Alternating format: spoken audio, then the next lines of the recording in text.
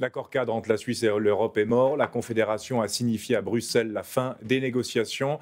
Trop de désaccords selon le Conseil fédéral. Et maintenant, bonsoir Madame la Présidente. Bonsoir. Vous avez dirigé, Micheline Calmiret, les affaires étrangères de notre pays de 2003 à 2011. Et maintenant? Eh bien, moi je dis enfin, une décision est tombée de la part du Conseil fédéral. Ça faisait longtemps qu'on était dans l'insécurité, qu'on ne savait pas quelle était l'analyse que faisait le Conseil fédéral. Est-ce qu'il estimait qu'il y avait encore une marge de manœuvre pour discuter avec l'Union européenne sur les points qui nous posaient problème? Là, le Conseil fédéral a tiré le tapis. Je veux dire, il a dit non, il n'y a pas de marge de manœuvre. C'est inutile de continuer à discuter. Je pense que c'est bien de l'avoir fait clairement. Mais qu'est-ce qu'on fait avec l'Europe alors? Mais alors, le Conseil fédéral n'a pas dit... le message qu'il envoie à l'Union européenne, c'est pas de dire, écoutez, on ne vous parle plus. Le message qu'il envoie, c'est de dire non, mais on souhaite un dialogue politique structuré avec l'Union européenne parce que on a plein d'intérêts communs avec l'Union européenne, que ce soit les intérêts économiques. Écoutez, nos principaux partenaires, c'est l'Union européenne, aussi bien du point de vue des importations que des exportations, et puis du point de vue de la sécurité. Comment imaginez-vous qu'on puisse se défendre tout seul si jamais le continent européen était en feu? Donc on a beaucoup de domaines d'intérêt commun, outre les 140 accords bilatéraux ou arrangements bilatéraux. Ça ne tombe pas à l'eau. Non, il tombe pas. Vous n'êtes pas inquiète quand mais même non, il tombe que pas. ça soit gelé? C'est clair que l'Union européenne menace. Elle a lancé quelques menaces et elle en a mis quelques-unes à exécution, notamment l'équivalence boursière. Peut-être qu'elle va faire encore quelques menaces, mais je pense que le Conseil fédéral a vu juste dans la mesure où il dit écoutez, vous êtes un partenaire important. On souhaite continuer la discussion avec vous, mais sur cet accord cadre, c'était impossible de convaincre. Il divisait tout le monde, la population, le Parlement. Vous auriez fait mieux, vous? Non, j'aurais certainement pas fait mieux, j'en sais rien, c'est difficile de se mettre à Moi, ce que j'ai regretté, c'est que le Conseil fédéral a semblé désuni pendant longtemps. Et ça a mis ça a généré une atmosphère d'insécurité partout. Les gens se sont divisés, c'était comme si on était en guerre de religion, quoi, là-dessus. C'est vrai, c'est un sujet important, mais quand même. Est-ce que ça relance pas le débat de l'adhésion de la Suisse à l'Union européenne? Alors, il y a plusieurs options pour continuer, mais je crois que ce qui paraît évident aujourd'hui, c'est que les bilatérales sont le compromis qui unit les Suissaises et les Suisses.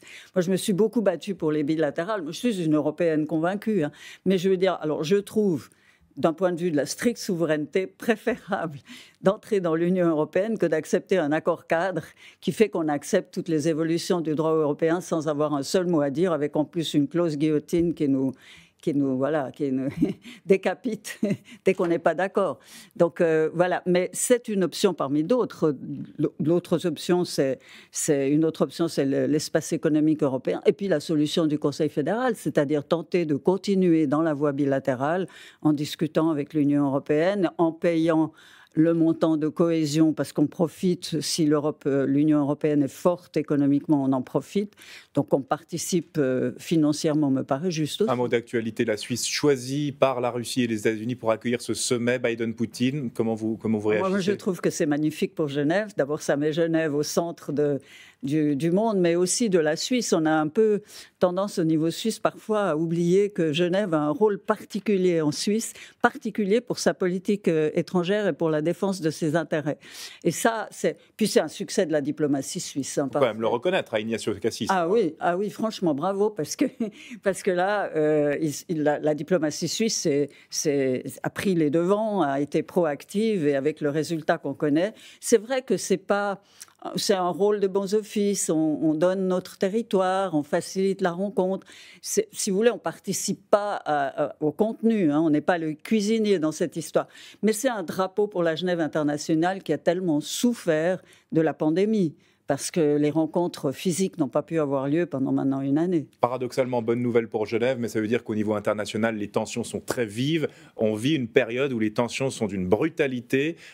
Paradoxalement, dans votre livre, vous prônez une neutralité active. Mais quelle drôle d'idée, Micheline Calmiret. Non, mais la neutralité active est menée par là, c'est la politique suisse, la politique étrangère. Vous souhaitez l'importer en Europe?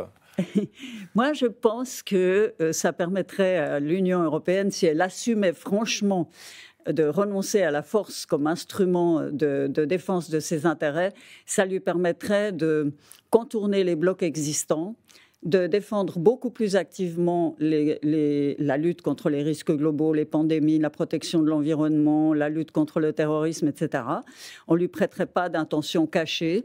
De toute façon, elle ne fait pas partie des grandes puissances à l'heure actuelle. Ça me rappelle une anecdote où j'étais avec d'autres ministres des Affaires étrangères où on parlait du Moyen-Orient et où l'un de ces ministres européens a dit « Mais enfin, l'Union européenne, c'est celle qui contribue le plus financièrement au développement de cette région et on ne compte pas politiquement. » Et c'est vrai, la politique européenne aujourd'hui est quasiment celle d'un État neutre. Et moi, je dis, pourquoi pas avouer honnêtement qu'on renonce à la force comme instrument d'agression envers un autre État, parce que c'est ça la neutralité. On renonce à la force, mais la neutralité, c'est quoi? C'est comme la Suisse, c'est exporter des armes en Arabie Saoudite, c'est de laisser des entreprises comme Crypto-AG espionner le monde entier avec des Américains et des Allemands, c'est ça la neutralité? La neutralité aujourd'hui, la neutralité a évolué, la neutralité aujourd'hui, c'est défendre un ordre international, défendre le multilatéralisme. La neutralité se base sur le respect du droit international et des conventions signées. C'est précisément pas ne rien dire, ne rien faire, mais c'est précisément défendre des sujets d'intérêt commun et défendre la protection de l'environnement, etc. Donc ça, c'est important. Mais c'est vrai qu'il y a un certain nombre de défis auxquels fait face la neutralité aujourd'hui. Vous avez raison d'évoquer les exportations d'armes. Parce qu'au cœur de la neutralité, c'est l'interdiction d'exporter des armes vers des pays en conflit. Et là, parfois... C'est un peu flou comme notion, parce que des pays qui ne sont pas en conflit eux-mêmes alimentent des pays en conflit. Il y a ce problème de l'exportation des armes, avec lesquelles parfois on a un peu de flexibilité, pour dire les choses très diplomatiquement. Il y a aussi le problème de la définition de la guerre, puisque la neutralité s'applique qu'aux conflits entre États. Or, actuellement, vous savez que les conflits civils, c'est beaucoup de choses. En plus, il y a les cyberattaques, qui sont carrément des guerres dans l'espace cyber. Et là, le droit international n'a rien. Un mot encore, Micheline Calmiret, on parle beaucoup de la position de la Suisse au niveau géopolitique avec l'achat d'avions. Est-ce que vous prenez l'achat d'un avion américain, d'un avion français, européen? Ça compte? Alors ça a un côté, cet achat a un aspect géopolitique ou géostratégique, hein, parce que dans ces avions sont embarquées beaucoup de technologies et la tentative, c'est de ne pas être dépendant de ces technologies. Donc, et puis, en plus, il y a la question de notre positionnement au sein de l'Europe. Donc, si vous voulez mon avis, moi, je pense que sur ce plan de l'achat des avions de combat, je privilégierais un achat européen parce que ça montre quand même qu'on travaille et qu'on coopère avec les armées des pays qui nous entourent pour avoir une défense efficace. Merci beaucoup, Micheline Calmiret. On vous lit pour une neutralité active de la Suisse à l'Europe. Merci beaucoup. Merci à vous.